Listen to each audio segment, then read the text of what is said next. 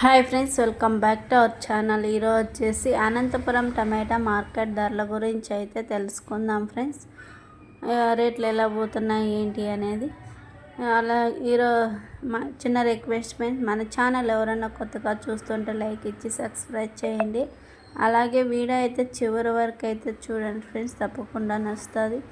ఈరోజు వచ్చేసి 6వ తారీఖు 9వ నెల 2025 శనివారం.